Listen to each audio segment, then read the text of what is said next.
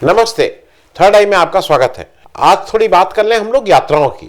यात्रा की बात मैं इसलिए कर रहा हूं क्योंकि राहुल गांधी की भारत जोड़ो यात्रा से अब एक नया ट्रेंड शुरू हुआ है। सोशल मीडिया पे भी, प्रिंट मीडिया में भी ये कहा जा रहा है कि आडवाणी जी की जो रथ यात्रा थी उसका इम्पैक्ट ज़्यादा था, उसका प्रभाव ज़्यादा था, वो इससे बेहतर थी और उसने देश में दूर दूर तक लोगों को जागृत किया था। इस तरह की बातें कर रहे हैं। इंडियन एक्सप्रेस में भी कुछ लोग अपने आर्टिकल छाप रहे हैं, मैं नाम नहीं ले रहा हूं, लेकिन इस तरह की बातें हो रही हैं जहां पे इसको जस्टिफाई किया जा रहा है। तो आइए थोड़ा हम लोग चेक कर लें कि आडवाणी जी की यात्रा में क्या क्या हुआ था। और भारत जोड़ो यात्रा का आपको पता ही है कैसे चल रही है, कहां से चल रही है। आडवाणी जी की रथ यात्रा का जो ओरिजिनल प्लान था वो सोमनाथ से अयोध्या तक था। 25 सितंबर 1990 को ये शुरू हुई, 30 अक्टूबर 1990 को इसको अयोध्या में समाप्त होना था। ये कुल 36 दिन की यात्रा थी।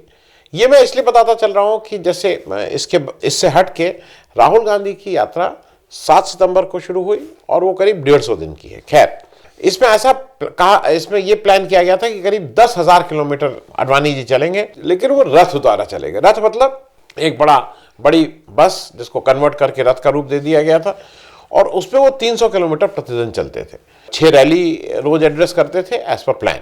और एक चीज और जरा मैं इसलिए आपके साथ इसको वो कर लूं कि जो रूट बना था, जैसे अभी राहुल गांधी की भारत जोड़ो यात्रा के बारे में कहा जा रहा है कि रूट गड़बड़ है, रूट ऐसे नहीं होना चाहिए था, उन्होंने सब राज्यों को कवर नहीं किया, उन्होंने कुछ अजीब, मतलब उसके बारे में तरह तरह की व्याख्या की जा रही है। तो जरा मैं भी एक बार आपको याद दिला दूं कि आडवाणी जी की यात्रा किस किस रूट से होके गई थी। गुजरात से वो शुरू हुई थी, सोमनाथ से। गुजरात में जनता दल और भाजपा की संयुक्त सरकार थी, कोलिशन गवर्नमेंट थी। चिमन भाई पटेल उसके चीफ मिनिस्टर थे और बीजेपी के केशु भाई पटेल उसके डिप्टी चीफ मिनिस्टर थे। तो वो जो जहां जहां से गुजर रही थी, मैं उन प्रदेशों के नाम आपको बता दे रहा हूं। फिर वो महाराष्ट्र और आंध्र प्रदेश में गई। यहां ये टोटल 8 दिन रही, महाराष्ट्र और आंध्र प्रदेश मिला के, और यहां पे दोनों जगह कांग्रेस की सरकारें थी। तो आप कह सकते हैं कि यहां पे एक होस्टाइल गवर्नमेंट थी। मध्य प्रदेश में बीजेपी की सरकार थी, राजस्थान में बीजेपी की सरकार थी, हरियाणा में बीजेपी और बीजेपी समर्थित कोलिशन गवर्नमेंट थी। देवीलाल जी और बीजेपी की लोकदल उस समय था, इसकी समर्थित गवर्नमेंट थी। बीजेपी में जो केंद्र में सरकार थी नेशनल फ्रंट की, वो बीजेपी उसका समर्थन कर रही थी, तो वो भी केंद्र की सरकार का भी भाई इसके प्रति दृष्टि फ्रेंडली ही थी। केवल बिहार जहां ये आडवाणी जी को अरेस्ट किया गया, वहां पे लालू प्रसाद यादव जी की सरकार थी, मतलब जनता दल की सरकार थी, और यूपी में जनता दल की सरकार थी। 25 सितंबर को ये यात्रा सोमनाथ से चलकर 14 अक्टूबर को दिल्ली पहुंची और फिर आडवाणी जी दिल्ली में 14 से 19 तक रहे। वहां पे वो बार बार चैलेंज करते रहे केंद्र सरकार को कि मुझे अरेस्ट करो, मुझे अरेस्ट करो, अरेस्ट करके दिखाओ। इस तरह का उन्होंने काफी वहां प्रोवोक किया कि केंद्र सरकार उनको अरेस्ट कर ले। खैर, जब वो अरेस्ट नहीं हुए तो 19 की शाम को वो दिल्ली से राजधानी एक्सप्रेस से चल के धनबाद पहुंच गए और धनबाद में उन्होंने 20 अक्टूबर को अपनी यात्रा रिज्यूम की। 20 अक्टूबर को चल के 23 की सुबह सुबह सोते समय ही वो अरेस्ट हो गए। तो 3 दिन यात्रा और चली। तो कुल मिलाकर 20 दिन पहले चरण में और 3 दिन दूसरे चरण में, कुल 23 दिन की ये यात्रा थी जो मोटर गाड़ी से चल रही थी, जो पैदल नहीं था, जिससे कोई मतलब। ये भी एक विषय है कि ये आडवाणी जी क्यों दिल्ली से धनबाद बाय रोड नहीं गए, क्योंकि 1300 किलोमीटर है, मोटे तौर पे 3-4 दिन में पहुंच जाते। वो क्यों नहीं गए? क्या वो रास्ते में, चूंकि उत्तर प्रदेश पड़ता है, उसको पार करके जाना था? क्या मुलायम सिंह यादव जी से डर गए थे? उनको ये था कि मतलब वो मुलायम जैसे ही वो यूपी की सीमा प्रवेश करेंगे उनको अरेस्ट कर लिया जाएगा, इत्यादि इत्यादि। अब उसका कोई आंसर आज तक फाइनल आंसर नहीं मिला है, क्योंकि आप सारी यात्रा प्लान कर रहे हैं और फिर एकदम से आप राजधानी एक्सप्रेस में चढ़ जाते हैं और ट्रेन से आप धनबाद पहुंच जाते हैं। एक चीज और इंपॉर्टेंट है कि 23 के बाद बड़े स्केल पे दंगे हुए और मुलायम सिंह यादव जी, जो उस समय तत्कालीन उत्तर प्रदेश के चीफ मिनिस्टर थे, उनकी सरकार ने करीब 1.5 लाख कार सेवकों को गिरफ्तार किया था। और 23 अक्टूबर को जिस दिन आडवाणी जी गिरफ्तार किए गए, उसी दिन बीजेपी ने नेशनल फ्रंट की जो केंद्र सरकार थी वीपी सिंह की, उससे अपना सपोर्ट विड्रॉ कर लिया था। मैं अब थोड़े 1-2 आपको बेसिक याद दिला दूं, इसलिए कि इस पूरी यात्रा में जो रथ यात्रा हुई थी, एक अंडरलाइन प्रिंसिपल अलगाव का, नफरत का, हिंसा का था। हिंसा का कहीं ना कहीं वो एक फैक्टर चल ही रहा था। जगह जगह लॉ वायलेट किए जा रहे थे, जिसके लिए अरेस्ट भी हुए थे, कुछ जगह नहीं हुए थे। जो सेंटिमेंट था वो टोटल मिलिटेंसी का था, इसमें कहीं कोई दो राय नहीं है। आडवाणी जी को जो रास्ते में इस रथ यात्रा में जो प्रेजेंट किए जा रहे थे, जो चीजें जो प्रेजेंट उनको मिल रहा था, धनुष बाण, त्रिशूल, गदा, तलवार, खंजर, ये सारी चीजें उनको रास्ते में वो की जा रही। और इसमें प्रमोद महाजन जी का स्टेटमेंट है कि जितने हथियार हमको मिले हैं उसको एक दिन में हम राम जन्मभूमि को लिबरेट कर सकते हैं। ये उन्होंने कहा था कि अगर जितने हथियार हमें मिल गए रास्ते में, इससे हम राम जन्मभूमि एक दिन में लिबरेट कर सकते हैं। एक चीज और इंपॉर्टेंट है, ये मैं इसलिए आपको बता रहा हूं कि इससे उसका मिजाज क्या था, उस रथ यात्रा का मिजाज क्या था, यह समझने में आसानी हो जाएगी। राजकोट की जब ये यात्रा शुरू हुई तो राजकोट के जैतपुर विलेज में जो हिंदू एक्टिविस्ट थे, उन्होंने एक पूरी बोतल भर के लोगों ने मिल के अपना खून करके इनको सौंपा था, मतलब सांकेतिक रूप से अपना खून दिया था। और एक नारा खूब चला था उस समय, इस नारे को खूब प्रपोज किया था कि गर्व से कहो हम हिंदू हैं। तो ये बात मैं आपसे इसलिए इसको शेयर कर रहा हूं कि ये इसका एक अंडरलाइन कहीं ना कहीं प्रिंसिपल था ही। एक चीज और समझ लीजिए कि यात्रा के दौरान कई जगह हिंसक झड़पें हुई और उसके वो रिकॉर्डेड है सब। 23 अक्टूबर को लालकृष्ण आडवाणी जी के अरेस्ट के तुरंत बाद मुस्लिमों को टारगेट करके तमाम कम्युनल राइट्स हुए। जयपुर में हुआ, जोधपुर में हुआ, अहमदाबाद में हुआ, बड़ौदा में हुआ, हैदराबाद में हुआ, इत्यादि इत्यादि। लेकिन ज्यादा रॉयट उन जगह पे हुए जहां बीजेपी का राज था। के.एम. पनिक्कर साहब का एस्टिमेट है कि 1 सितंबर से लेके 20 नवंबर के बीच में जो यात्रा का जो पीक पीरियड था, करीब 166 कम्युनल राइट्स हुए थे। ये उनका अपना एस्टिमेट है। मतलब अगर इस 80 दिनों में 166 कम्युनल राइट्स हुए थे तो करीब 2 राइट्स पर डे से ज्यादा का एवरेज था। कितना काम करना पड़ा होगा, मतलब भक्त लोगों को और इन सबको राइट करने के लिए, भाई वो भी तो एक काम होता है, काफी मेहनत की होगी। इस यात्रा के नाम से 564 लोगों की जानें गई थी। 564 people died because of communal violence. केवल जयपुर में 23 से 31 अक्टूबर के बीच में, जयपुर वही राजस्थान बीजेपी प्रशासित प्रदेश के बीच में 130 लोगों की जानें गई थी रॉयट्स में। यूपी में सबसे ज्यादा लोगों की जानें गई थी 224। और एक चीज और जान लीजिए, ये जो दंगे हो रहे थे ना, केवल रूट में नहीं, जो लोग कहते हैं ना इंपैक्ट बहुत बड़ा था, रूट के बाहर भी जहां जहां मौका मिल रहा था वहां वहां ये दंगे हो रहे थे या कराए जा रहे थे।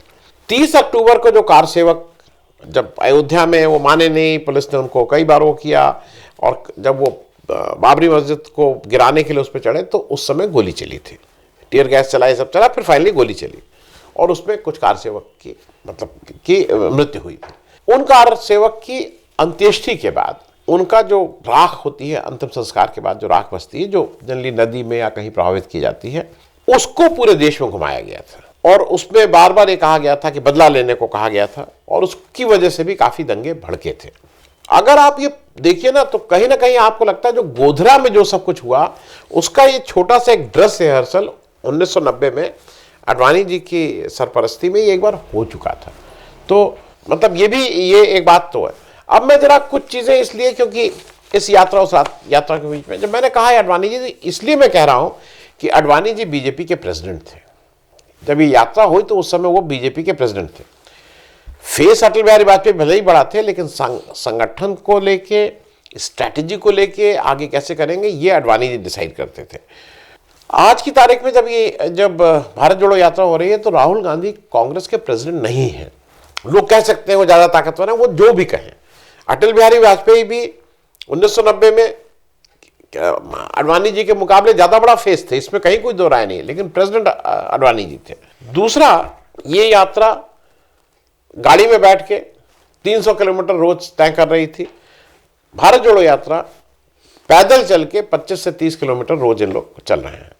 एक बात और है, जो रथ यात्रा आडवाणी जी की थी उसमें रैली होती थी, वन साइड कम्युनिकेशन। मैं भाषण दूंगा, आप लोग सुनिए, मैं ज्ञान बांटूंगा, आप लोग ज्ञान लीजिए मुझसे। लेकिन जो भारत जोड़ो यात्रा अभी तक दिख रही है उसमें राहुल गांधी का डायलॉग हो रहा है, संवाद हो रहा है दोनों तरफ से। उनकी बात भी सुन रहे हैं, अपनी बात भी कह रहे हैं, प्रेस कॉन्फ्रेंसेस कर रहे हैं, अलग अलग समूहों से मिल रहे हैं, ये साफ साफ दिखाई दे रहा है। इसकी जो टोटल एज पर प्लान, अगर ये प्लान के हिसाब से पूरा किया जाता और वो होता तब भी इसकी अवधि 36 ही दिन की थी। इट वॉज अ 36 डे यात्रा, और वो भी गाड़ी में बैठ के।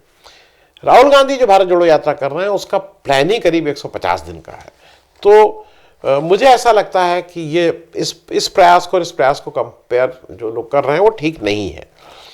एक चीज और ध्यान रखिएगा, जिस समय अडवाणी जी ने ये यात्रा की थी उस समय केंद्र में वो सरकार थी, फ्रेंडली सरकार थी, जिसको ये नेशनल फ्रंट सरकार को समर्थन दे रहे थे। तो ये नहीं था कि वहां कोई हॉस्टाइल गवर्नमेंट हो, आपके समर्थन से टिकी हुई सरकार थी इसलिए। और सिर्फ ऐसा ही नहीं समर्थन दे रहे थे, 89 के इलेक्शन में आपका और नेशनल फ्रंट का प्रीपोल अलायंस था, आप लोगों ने मिलकर ये इलेक्शन लड़ा था। तो कोई ये भी नहीं था कि मतलब एक ऐसे ही आपने उनको समर्थन दिया हो या इलेक्शन के बाद पोस्टपोल नहीं था, प्रीपोल अलायंस था। तो आपकी अपनी फ्रेंडली सरकार थी केंद्र। जबकि राहुल गांधी जब जिस समय यात्रा किए तो केंद्र में एक बहुत ही होस्टाइल सरकार है, जिसके मंत्री इस पे लगे हुए हैं रोज रोज कुछ ना कुछ शेमिंग करने के लिए, डिस्क्रेडिट करने के लिए। ये यात्रा अडवाणी जी की यात्रा 8 राज्यों में गई थी, जिसमें से 2 कांग्रेस शासित थे। तो 2 स्टेट को आप होस्टाइल कह सकते हैं। बाकी जो एक सरकार थी वो जनता दल की बिहार में थी, जहां जहां मैं कह रहा हूं गई थी। तो ये 3 होस्टाइल थी, बाकी सब जगह या तो बीजेपी की सरकार थी या बीजेपी कोलिशन पार्टनर था। राहुल गांधी की भारत जोड़ो यात्रा अब तक 9 राज्यों से होकर गुजरी है। उसमें से केवल एक स्टेट जो है राजस्थान, वहां पे कांग्रेस शासित है, तो वह आप फ्रेंडली स्टेट कह सकते हैं। एक यूपीए के पार्टनर डीएमके लीड कर रहे हैं तमिलनाडु में, जहां पे शुरू के 1-2 दिन यात्रा चली, तो वो 2 स्टेट आप कह सकते। बाकी 7 स्टेट में 4 स्टेट में बीजेपी है, जो आप कितनी होस्टाइल है ये रोज की बयानबाजी से ही दिख रहा है। एक में आम आदमी पार्टी है, वो भी कितनी होस्टाइल है सबको पता है। एक केरल में कम्युनिस्ट लेड सरकार है और तेलंगाना में टीआरएस की सरकार है। तो 7 जगह पे आपके लिए मतलब भारत जोड़ो यात्रा के जो राहुल गांधी की यात्रा है उसके लिए होस्टाइल सरकारें हैं। एक और चीज समझने की बात है कि जो अडवाणी जी की यात्रा थी उसका इंपैक्ट जो था, उसको जो लक्ष्य था वो बहुत स्पेसिफिक था। बाबरी मस्जिद को तोड़ना है, राम मंदिर बनाना है, तो इस लक्ष्य बिल्कुल क्लियर था। जबकि राहुल गांधी जी की जो ये भारत जोड़ो यात्रा हो रही है उसमें थोड़े लक्ष्य लार्जर हैं, ज्यादा बड़े हैं।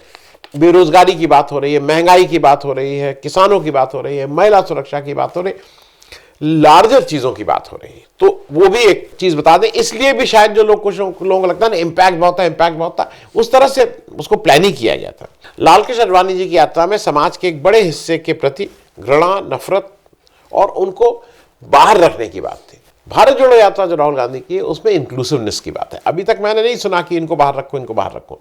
वो कल भी अपने भाषण में कह रहे थे कि मैं जब बीजेपी के ऑफिस के बाहर से निकलता हूं तो लोग अभिवादन करते हैं, मैं अभिवादन उनका करता हूं, इत्यादि इत्यादि। एक चीज और जान लीजिए कि संसाधन जो आडवाणी जी की यात्रा थी उसमें संसाधन मुख्य फैक्टर था। रथ यात्रा बनाना, उसको ये करना, कैसे वो यहां जाएगी वहां जाएगी, इत्यादि इत्यादि। राहुल गांधी की यात्रा में व्यक्तिगत, आप उसको त्याग कह लीजिए, तपस्या कह लीजिए, प्रयास कह लीजिए, एफर्ट कह लीजिए, ये मेरे ख्याल में मुख्य फैक्टर है उसका। तो यही मुख्य इंग्रेडिएंट है राहुल गांधी की यात्रा का। उसमें तो संसाधन थे। एक जनरल कॉल आडवाणी जी की यात्रा के लिए था और वो केवल टारगेट कर रहे थे हिंदुत्व, जो उनका हिंदुत्व है उसके मानने वाले, उसके हिंदुत्व के सहयोगियों से उनकी अपील थी, बाकी लोगों से नहीं थी। राहुल गांधी की भारत जोड़ो यात्रा में अभी तक जो हुआ है वो समाज के सब वर्ग के लोगों को जोड़ने का प्रयास उन्होंने कम से कम करते हुए दिखाई दिए हैं। कितने जोड़ेंगे नहीं जोड़ेंगे अलग बात है।